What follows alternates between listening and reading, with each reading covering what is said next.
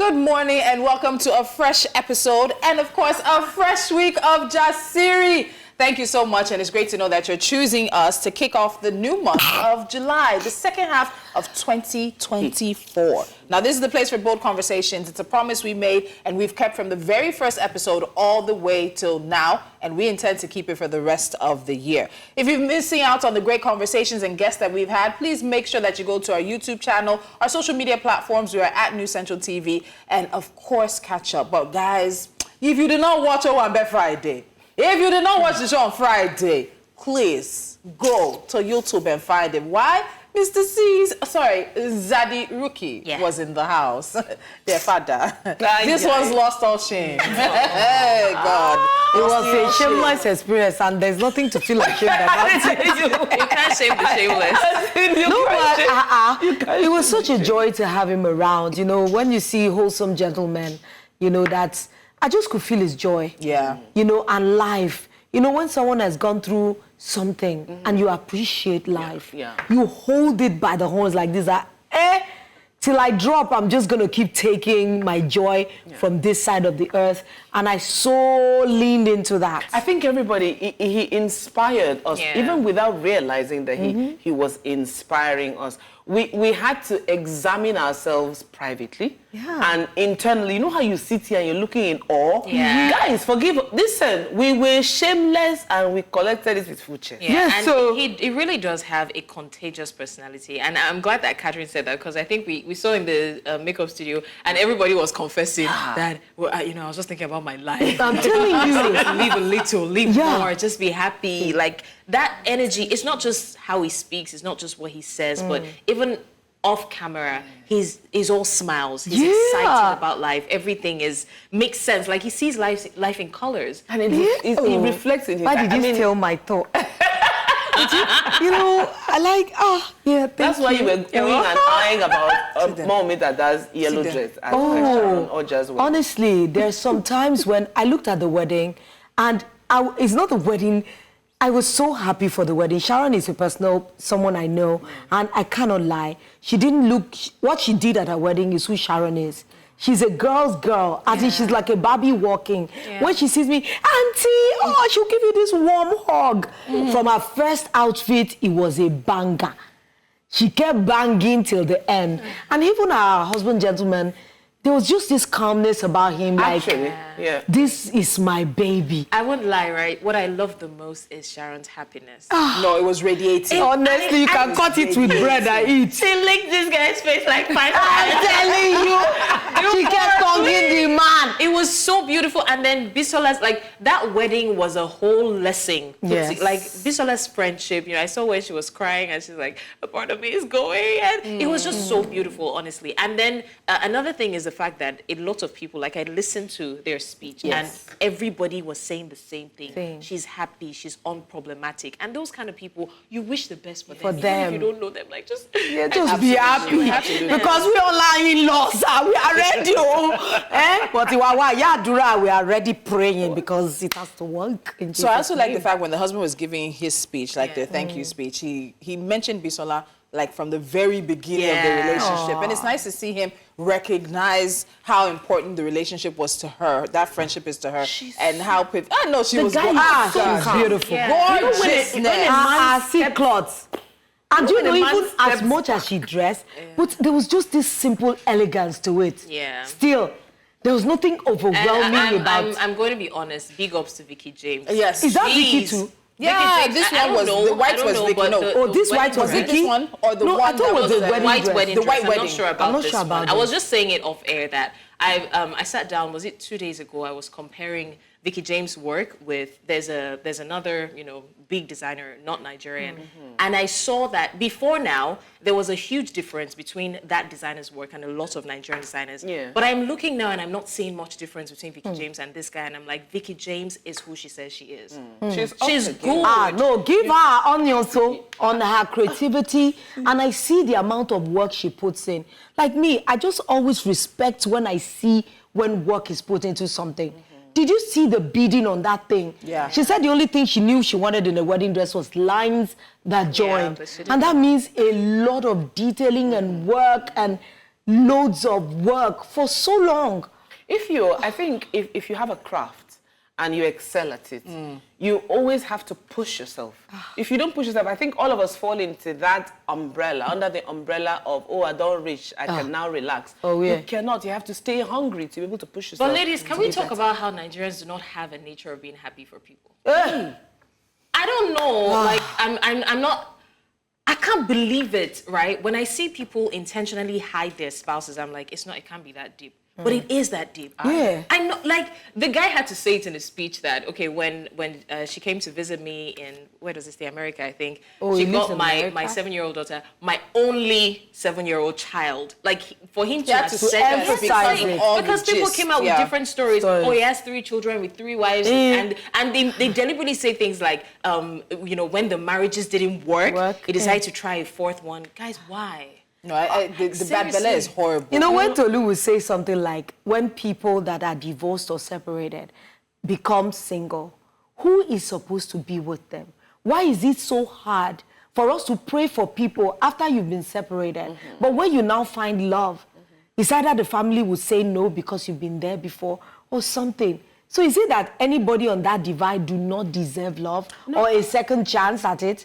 I think we're a very judgmental society and a very two-faced society as well. If we want to enter this discussion, I mean, it will not end it today on this level. I always tell people, be willing to dare, be willing to try. If it didn't work out for you the first time, it doesn't mean it will not work out the second time. Yeah. I told someone, I always tell my friends who know me, I said, I want to be that woman who I entered a marriage, it didn't work the first time, I entered the second, it didn't work, I moved. The woman who married 7 men, let it be scandalous. The good girls don't make heaven, they say the good girls don't make, you know, listen, that if you're not dirty yourself, as in pushing yourself to be better, or to seek for not settle, if you push yourself to keep looking for not settling, you become a better version of yourself. Okay. At the end of the day, nobody really cares but you. So do what's best for you. Anyways. Okay, but before we do that, let's go for a quick timeout. So when we come back, we'll have some special guests joining us about a really, really interesting conference that's coming up tomorrow in Abuja. Stick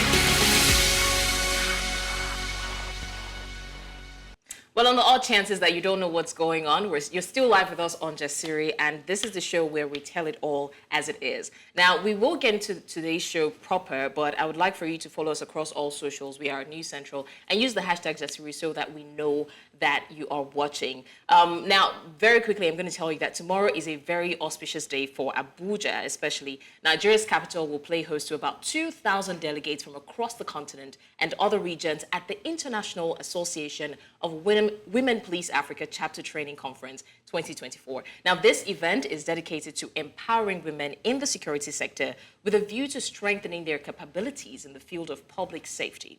And now joining us very quickly is Dr. David Egu. He is the lead consultant, IAWP Africa Region Training Conference. And he'll help us shed more light on the event that is coming up. Thank you so much for joining us, Dr. David. Thank you very much for having me. All right. It's so awesome to be in the midst of very vibrant women who have a lot to say about the future of this our continent. So good to be here. Thank you so much. Thank you. So we want to quickly get to what the goals are for this year's International Association of Women Police Africa Chapters Conference that's kicking off tomorrow in Abuja. Okay, as you already know, the conference will be playing host to women police delegates from over 54 African countries, including the United Kingdom and the US, who are joining us all in Abuja to be part of this very, very important event. And as you know, the goal, or rather the vision of the platform, is to strengthen, unite, and raise the capacity of women in policing internationally, right? The reach of the platform is so amazing. Why? Because it actually is one of the most formidable platforms for women police globally. So, but what is happening here in Nigeria is so phenomenal, is so important. Why? Because this is the very first time the Africa Region Training Conference is holding in Nigeria, Abuja, the capital of Nigeria. So amazingly, we will be seeing leaders, high-ranking female police leaders from across the African continent converging here. In fact, as a matter of fact, from last night, a lot of the leaders are already converging. The second vice president, he's actually supposed to be part of this conversation this morning, also arrived late last night. Perhaps that's the reason why she's not here. But I can assure you it's going to be a life-changing event, not just for Nigeria as the host country or the Nigerian police, but of course, the entire African continent, because this is very huge, very, very huge. We are converging leaders from different countries who are in the police force, and especially women. So it's really very strategic that Nigeria is the one hosting this. I believe that when people come and leave, they will have quite a lot to say about their experience here in Nigeria. So we look forward to training. Mm-hmm. So, Dr. Ewu, let me quickly ask you, you've said quite a lot in the paragraph that you just shared with us, but my question would be that, how do you think the conference can contribute to the empowerment of women in law enforcement across Africa?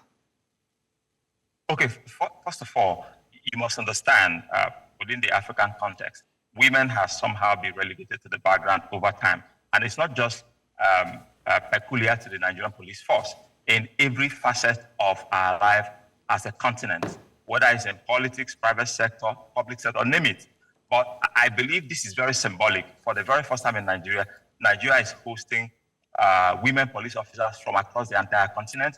And the goal is, what can we do to improve on inclusivity? What can we do to ensure that women are at the forefront of decision making? Because you can't not begin to relegate 50% of your population to the background who are vibrant, has a lot to say, has a lot of ideas that could actually transform the continent. So I believe this event in itself is so symbolic and so strategic. And I believe that Nigeria, being the most populous African nation in the world, must be seen to be doing something right by ensuring that women are given the right kind of opportunity and access they need to shine.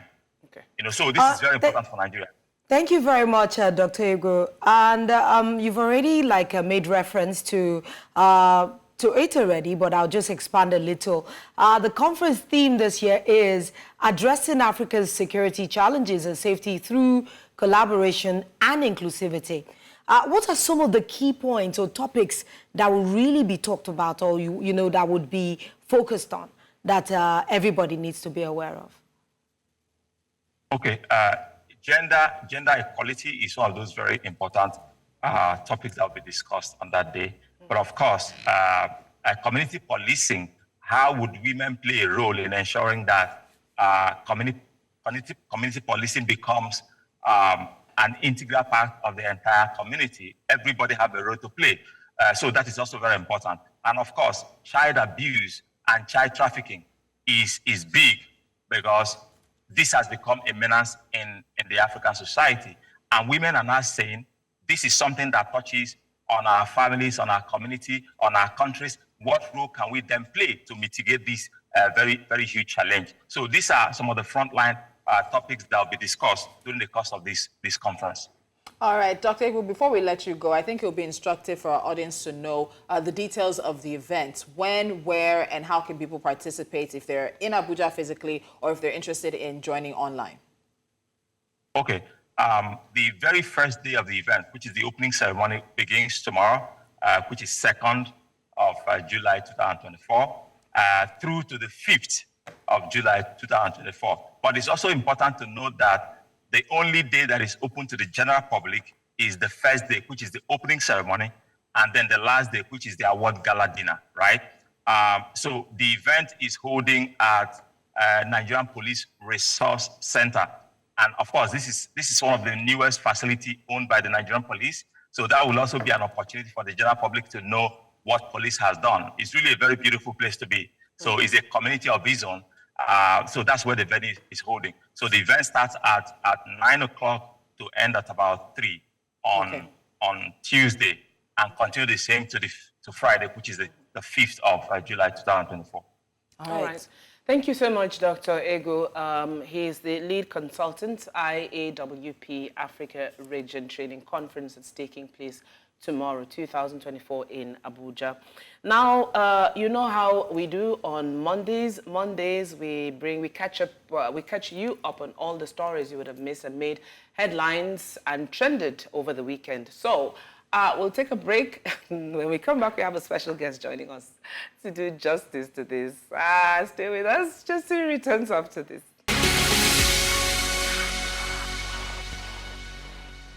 Catherine. Welcome back. We're streaming live on our social media platforms at News Central TV. Make sure you're following. That's okay. Guys, I'll try to keep calm, okay? First of all, it's a catch-up Monday, and you know that this is where we bring you all the hot gists from the weekend. And today, we're not doing it alone. Calm down. Take a deep breath. Okay, hold my hand. Okay, I can do this. All right, so today on this table, we're going to be, shaking things up a bit. And our guest is no stranger to spice and controversy. In fact, he has earned himself the nickname Wild Child in certain circles. He is none other than the MC with the swag, the voice, the charm, and the steez, IK Osakioduwa. Everywhere I go, I go and tell them about me. Go on, It's like when you wake up, she's there. When you're in the shower, when you're brushing. Give me the motivation I need, Blessings. That was lovely. Thank you very much. Okay, welcome. I've been chasing you. I'm happy I caught him. I was wondering why you caught him on a Monday. You should have brought him to us fried on Friday. You know, I didn't even She think did you'd want to catch go him on so Friday. fast. I wanted to see. I was keen to be with you guys. You guys are like, let's do it. I'm so happy. Thank you, Peter. Shout out. But okay, she mentioned Wild Child, and that's your very, would I say infamous, your popular, infamous radio personality of so many years. And I often wonder when I see you at events and we talking things, where did Wild Child go? Still there, lurking, waiting to come out at the right the time? personality never left, but every business that wants to do well has to evolve. And as I grew up, I moved from just being a businessman to being a business. So Jay-Z. I learned that from Jay-Z. It's good to not just rap it, but learn it. You have to evolve and adapt to the community and the people that you're trying to reach out to. And I figured, if I am going to do a lot of business with the corporate world and the international community, I want to be able to do business with her without having to explain myself every single time that, the name Wild Child. No, it's not that I'm bad. It's not that I'm bad. And there was an event that happened. There was an occasion that happened where I was supposed to do an event for a bank CEO who I hadn't met in person, and he saw the program lineup and he was like, what's this? What's this? What's this? They said, Wild Child. He's very good. He said, no, remove him. I don't want any wild anything in this event. Everything must be curated. Well, I don't need anything wild. Anyone wild, remove. So they removed my name and then they put in IK Osakioduwa. He said, hey, at least, I don't know this one, but this one has his head on his shoulder. And it's the same person. So that was instructive for me, and I thought, how many people are you going to explain to that it's just a nickname? So I let that go, but the personality is the same. Honestly, I just hope that everyone can rewatch this because I'm so big on names, and a lot of people in this generation seem to not to understand that a name and your brand. I saw somebody that called himself Velvet Tomato. Anointed tomato. I'd love to know the inspiration behind it. I had to ask him, and they really do not even understand that sometimes. It makes it impossible. I saw a DJ over the weekend, and his name was some G-Boyne. I said, if you have to teach me how to pronounce your name, you're already losing. Yeah, especially on social media. I mean, if you want people to find you, I've seen people, they tell you your name and then they're like, but that's not my social media name. That means they're not trying to. Like, if they ask me, what's your name? Blessings, what's your social? That's my name. Less is more, Just take as close to base as possible. Yeah. Okay, let's move on. Okay, so you stay busy. You've been a staple on our TVs, and you're a delight to watch. Thank you. Oh, yeah. For so many years you've been doing this. You host some of the biggest events in Lagos, Abuja, name it, in Nigeria, and probably outside sometimes. Yeah. Although you're probably doing it in stealth, under the radar. No, the last one was not under the radar. I can neither confirm nor deny. And then you've added managing director of a radio station. Yes. Now, I don't know if a lot of people know that, but first, where do you find the time? Yeah. Secondly, it's one thing to do voice on radio, and you do great voice. Thank you. And then to manage the radio, what made you want to go behind the scenes like It's, I think, personal suffering. No, you have to explain that. Yeah, so, you know, you've done all of these things that you've mentioned for me. You've done them as well. And it's just having related with people who are media business owners and trying to rise through the ranks, trying to earn, trying to expand your own personal portfolio and being shut down or struggling with leadership in different ways inspires you to want to do it yourself or want to do it too, you know? And sometimes seeing how a business is run and saying, couldn't we do this some other way? Couldn't we do this other way? And maybe also being shut down and saying, no, that's not our focus, that's not our focus. And that's fine, it's not a particular business's focus. It sometimes leaves you with a taste to do something different. I think that's what happened to me. I had done radio for 18 years, you know, and I wanted to do it slightly different. I believed that it was possible to free up the talent to, if you look at radio and TV all over the world, it's gone from the way it used to be, for instance, with the BBC, where the BBC was everything, you know, and then the people who were parts of it were little knobs and pawns that could be interchanged, to what TV and media and news is now. It's built around personalities. So you have Jonathan Mann, you have Christian Amanpour, you have, you know, what's the Silver Fox? Anderson. It's terrible that you know that, but you know, like, see how all of them are reacting. He's a fine man. He's a fine man. I think anybody with eyes can see that. You know? And I'm saying they built news around personalities now, and so I thought to myself that we could do that. We can free people up to grow and to become entities, you know, and not be afraid of them growing and allow them to prosper. That point he made. We all know a station where the concern was always how the presenters were becoming bigger than the station. And they wanted to centralize everything down. But now they too, like many, have lost the fight. Okay, we're going to take a break. When we come back, we're going to get into things around the creative industry with one of the best in Nigeria's creative industry. A few conversations, of course, will also continue to catch up with the man himself.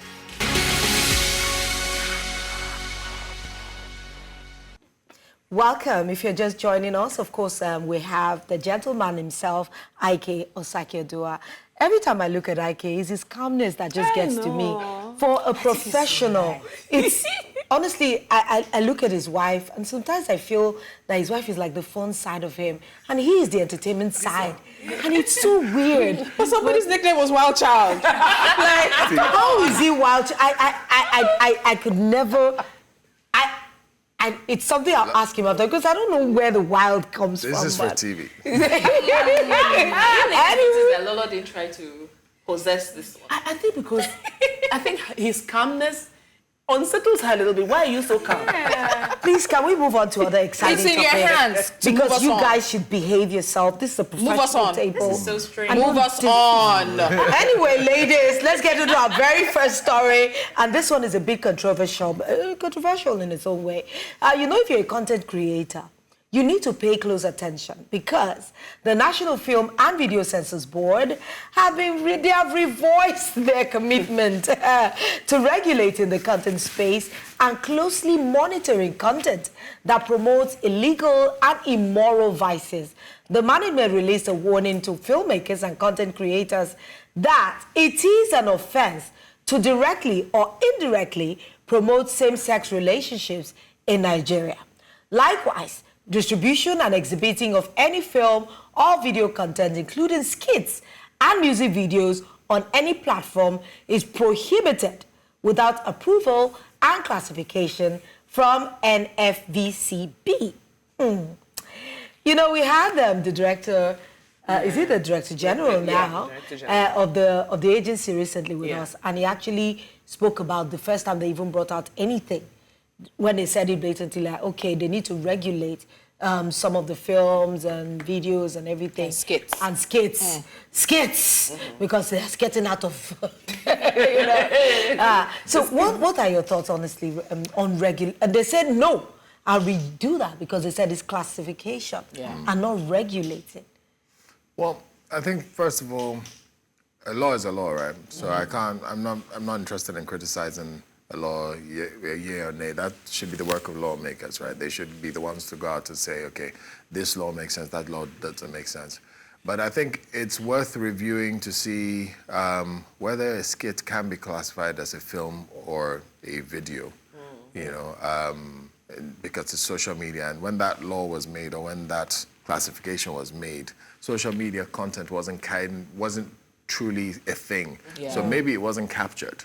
And maybe this is outside their jurisdiction. So this is something the lawyers should sit down and review and say, okay, should a skit maker be subject to the Nigerian Film and Video and Censors Board? Like, should they really be under that classification? Because that means before I make a video of my wife and my kids and my household and put it out on social media, I have to go to the Nigerian Film and Video Censors Board to say, okay, do you guys approve of this? Like, so where does the limitation? Where does the limitation stop? Yeah. You know, it sounds a bit impossible for them to monitor. And I don't know what their manpower is, but if all of us in Nigeria decided we wanted to do skits, TikTok.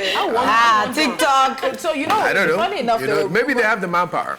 No, we asked him about that, and he said they actually didn't. So funny enough, there were rumors making the rounds that they said they were going to start arresting people for not coming to subject and go through this process. But they did another statement, and they debunked those rumors that it would, of course, that they would not begin arresting skit makers who release content online without approval. When he came, he talked about, I think, a 1 million naira fine. Yes, and how long in jail? And 2 years. 2 years. 2 years in jail, yes. For putting out content that is not approved, absolutely. And then they want to move from being censors to classification. But there are still a few things that they don't want to see on Nigerian media or in Nigerian media. But I think when we talked about this with him, he made a lot of sense in terms of how influential, and I think that's the question I'm going to ask you. We look at Nollywood and we look at skit makers now. I remember that guy who did a very inappropriate skit involving a young child, and he was eventually picked up. How influential do you think these skits are, or these content creators, or even movies are, in how society ends up being? Is it art imitating life or life imitating art? So I wouldn't downplay the influence of skits. I wouldn't do that, because the lawmakers, I don't think our lawmakers are as influential as our social media people in terms of the reach, the immediate reach that they have. We don't watch what goes on in Parliament. We don't watch what goes on in our Senate. We don't pay attention to that as much as we do to things that we see, or the various clickbait that we see on social media. So it is pretty influential, and I'm never going to be in support of certain kinds of content, like inappropriate use of children in skits. I think that should be something that people should look at as well. So I'm never going to be in support of certain kinds of content, right? But having said that, I think also it's like with everything in Nigeria that is self-regulating or that is self-developing, right? The entertainment industry has self-developed, and once it self-develops and gets prominent internationally, globally, then the government's like, oh, let's tax, regulate. So I think rather than that approach, let's sit down, let's first go back to the drawing board and say, where does social media, where does digital media fit in to our current regulation? Who is in charge of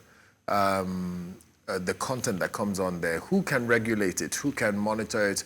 Who has the say? Is it the NCC? Is it the NFVCB? Who is it? Who's in charge of that? Let's first of all look at that, and then start developing fair laws. You know, if you come out and say, okay, if you put out a video, a skit without permission from the Nigerian Film and Video Censors Board, that you're liable to a fine of 1 million naira, right?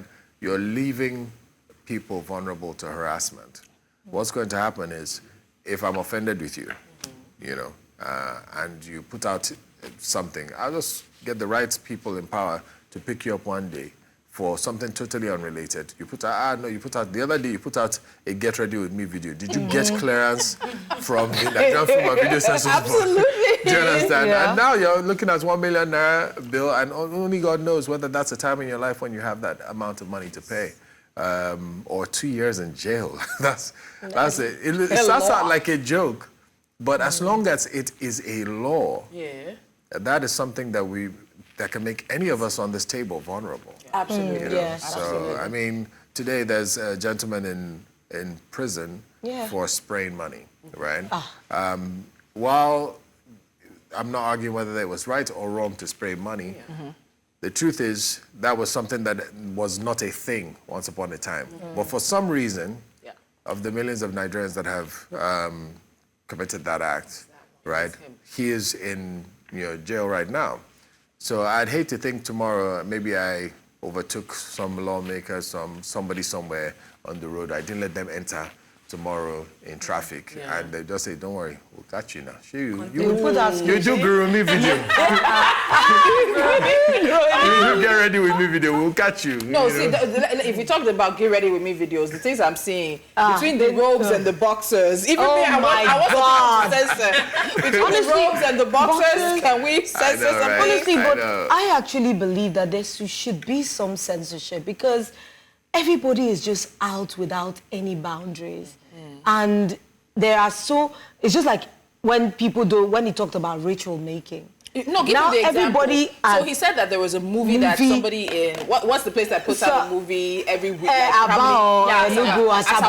So inside the movie, the guy brought a girl to his house and he gave her something to drink and she slumped and she was kneeling down and then he cut off her head and money was coming out of the stump. He was like, "This is ridiculous." Come on. Yeah, but okay, so content will be ridiculous. People will always make ridiculous content. Should it be something that they should be punished for, or that the whole industry or sector should be punished for because somebody somewhere made irresponsible content? I don't think so. If somebody puts out a video that involves a measure of inappropriate maybe child pornography or something, deal with that individual as an isolated event. Yeah. Don't now say, okay, because nobody was there to regulate this guy, that's what he did. So now all of you, nobody should put out any video without my permission. No, I don't think that's the way to go. Deal with isolated events properly. If someone does anything with child pornography, there are laws protecting children. Deal with that issue. But come on. We're going to see what happens in the next few years. Blessings, let's move on. All right, so we're still talking about hot topics and all that, but let's not pretend like we don't have an icon in our midst. So I'm gonna come back and ask, right? Ike, you've been in this industry for a while. What inspired you to pursue media? My mom, and that's different. Yeah, it was my mom. So I was in advertising. And I had done a big shout out to my former boss, wherever he is. He's probably watching this and say, "Yes, talk about me." And it was a great company. It was a great advertising firm, very forward thinking, very new age. And I'd done a year, great work with them. And then I thought, based on my achievements in advertising in that particular year or so, 2 years, that I was going to get a corner office, official. So when that didn't happen, I thought, okay, look, if I'm not going to get the returns on the hard work that I'm going to do, then let me go and just do what I love, But I was a bit reluctant. To do it. But my mom was like, "Nah, chase your passion. Chase your passion. Don't worry about the money. Forget the money." Nigerian mother said, "Chase your passion. Don't worry about the money." Shout out to mommy. We love that. Honestly. So she was like, "Chase your passion. Don't worry about the money. Focus on your passion, and you will eventually make money." Yeah. And there was something my granddad used to say to us back in the day. He said, "If you're not going to, you have to contextualize this. He used to work. He belongs to a different generation. So he said, if you're not going to work for a multinational and the government, then work for yourself. He said it would take you 20 years, and then you will figure out the formula for success." This is your grandfather? Yeah. Your mother's father? Wow. My mother's dad. Okay, so your mother's side. Ike, definitely, I know you'd get this a lot because now we have a deluge in the. A lot of young people, everybody is in the media. Everybody just seems to believe that this is the golden fleece. Everybody can do it. What advice would you give to any young person that wants to enter the media? And because the first thing, they all think, you heard what he said, do what you love. But many of them would just think money. I want to blow. I think that's the new slang that they use. What advice would you give to, upcoming practitioners of the craft? First of all, I think, like my mom said to me, passion. Right? Is mom still with us? No. She passed in 2012. May 24, 2012. No, she's a great woman. I would say, like she said, follow your passion, first of all. And your passion should be something that you're uniquely gifted to to participate Say it again. Yeah. Remember, say it again. Gently. Guys, you need to listen to this. Yeah, because I mean, this is everything. It can't just be a random passion that, Lolo is blowing, Tolu is doing great, Blessings is killing it, Catherine is doing... No. It has to be something that you are uniquely gifted to do. It was one of the things my mom looked at me and she was like, no, this is the one thing that you're going to do exceptionally well at. You've always been good at communicating. You've always been good at media. So do this, and you'll do well. But don't just pick something that is doing well. Everybody's in oil and gas. I want to go and do oil and gas. You don't know a thing about oil and gas. Everybody's in media. I'm going to media. Everybody's in social. Everybody's on TikTok. I'm going to TikTok. No. Figure out what you are uniquely blessed at, and then go do that, right? So first of all, find what your gift is, find what your talent is, and then make it a skill, because there's a difference between a talent and a skill. A talent is a natural endowment from God, right? Then a skill is a talent that you've taken and you've honed and you can reproduce on demand, right? Once you've made it a skill, you've done your 10,000 hours, then you start to make money. Ike, perhaps you can share with us when your next master class. That's true. Have you been teaching? I do teach. I just haven't had my... I have a master class called Ike Talks, where I talk to young presenters. Talk to young presenters and media people. It's my way of helping out where I can. So we're going to take you on something you said recently that was causing Sure. a little bit of furor. But before that, so you were in advertising before you went into media. So if you weren't in media, and advertising is still quite adjacent, what would you be doing? Marketing, without a doubt. It's still adjacent. Step outside of What's the wildness? I thought it was going to say. Okay, step outside of that. Well, I like acting, and I still plan to. Okay. I still plan to act. It's a passion of mine that I haven't pursued, but I plan to. And I might be on my first production later this month, I think. What would make you? What would be a role? What would I would want to see be what that they'll thing play that you would at. pull you into acting? A good script. I've always wanted to act. So a good script. A good script. Something that makes people think. Something that makes people laugh. Something that takes you outside of your reality. You know. I'll be watching. I'd love to know. I'd love to see what they'll play. If I'm to cast Ike, What would you cast? but do you know that Most people I want would to cast you in a me thriller? this. I would want to put you in a thriller. Something outside of his. Something that, that's what I would like. Something outside of my norm. straightforward doctor guy, and at the end of the day, carves out people and takes out the intestines. Lola had to get this. Wow. Something scary. First of all, I don't watch horror movies, so I don't know if I could act in one. No, I can't. I don't want to be It's in so my house my alone at night. jam. I hear something. I know, And but I'm it's afraid. acting. It's not about you. That's quite extreme, Lolo. I don't Extreme is know. good. Extreme is When good. is Lolo not? I'm not even going to lie. I'm scared of horror films. Kidding? Yeah. All right, ladies and Ike, let's move this on because you had some interesting views. Yes. So you were on Talking Makinwa's podcast recently. I was. And you made some interesting comments that have sparked debate. And you basically said you didn't believe that women were created to work, but their role was to offer companionship to men, referencing the Bible and also saying that you never split bills with your wife nor look to her for financial support. And you may not remember everything you said word for word, so please, let's roll the video. Yeah. There was this unspoken rule about, if you look at the Bible, for instance, I'm yet to find in the Bible where women were working as hard as we work today. It was almost like an unspoken rule where it's like the man is the hunter, provides for his family. When you look at Moses, when you look at Abraham, when you look at... God never sent the women to work. You From never from really Eve. saw that Sarah was out there trying to drag feminism with Abraham. She even called him my Lord. Yes. All through the days of her life. Do you know God what I mean? never sent any woman to work. That's why were women made. That God made Adam, placed him in the garden to till the ground, right? Then he said he made woman to help him. No, he didn't make her to help with the work. The work was never too much for Adam. It was because the Bible said Adam was alone, which is the fusion of two words, all one, right? He was just one person. Every other animal had a pair, had an assistant, had a person to find love and companionship with, but Adam was one. And that was why God made woman. So the purpose of every woman in every man's life is companionship. It's not sex, or it's not any of the things she's offering. It's not to toil. It's not toiling. I stand by Do you what I really said. believe those traditionalists? Really? I stand Do you by what consider I them said. traditional? So here's what I look.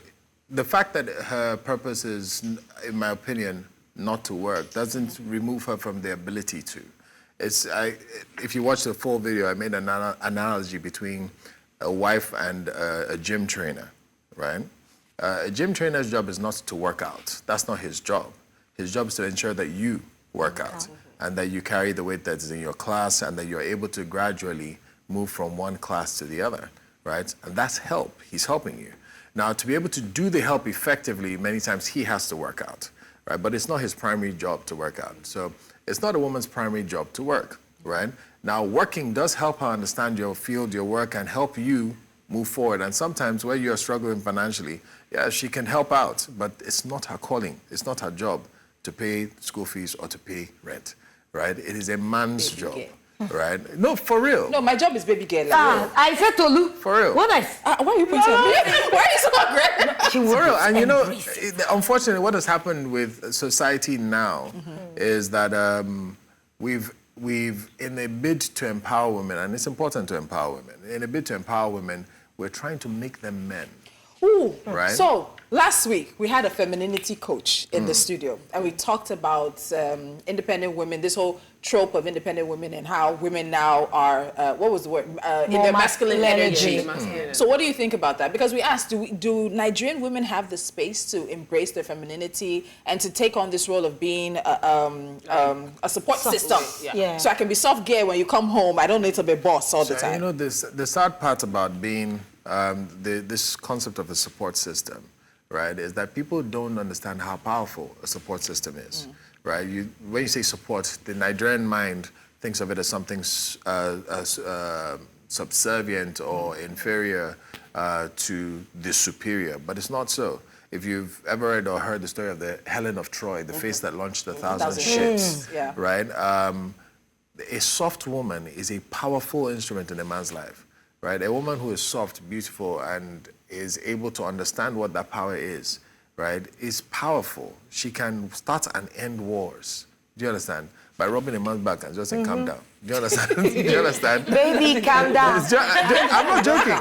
It's a powerful tool, right? Having a mother that is soft enough to hear and heal and nurture children is far more important than a mother who works a 9 to 5, 9 to 10 job, earns $1 million, and pays 1 million bills. If you're not there present, if you're not nurturing, if you're not speaking to that child is going to grow up to become something that you're not crazy about. So how do women, like Nigerian women, because there's so much pressure in the country itself, how does the average Nigerian woman be soft? Because the average Nigerian woman, as she's talking, shouting at that child, she doesn't have time to be soft. And it's like we're forced into working for ourselves. Yeah, because so we become the opposite of soft, and it's hard to get us back to that.